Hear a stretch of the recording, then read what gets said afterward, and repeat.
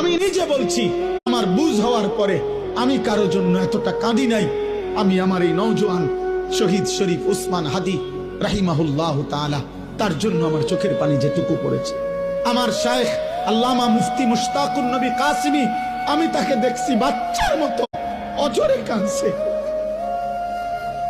একসাথে ভাত খাইতে বসছি, ভাতের থালার সামনে পর্যন্ত হুজুরে দেখছি কাঁদতেছে। কয় মাওলানা, আমি তো ছেলেটারে ভুলতে পারছি না। আজকে তোমরা দেখছো, সারা পৃথিবী দেখছে, একজন 33 বছর বয়সের যুবক। এই যুবক ইমানদার ছিল। আমার প্রিয় ভাই, আমার কলিজার টুকরা ভাই শহীদ শরীফ উসমান হাদি রাহমাতুল্লাহ আলাই, এই নওজোয়ান ইমানদার নওজোয়ান 5 ওয়াক্ত নামাজ সে পড়তো প্রতিদিন। খোদার কসম, ফজরের নামাজ সে জামাতে পড়তো। ফজরের জন্য বন্ধুদের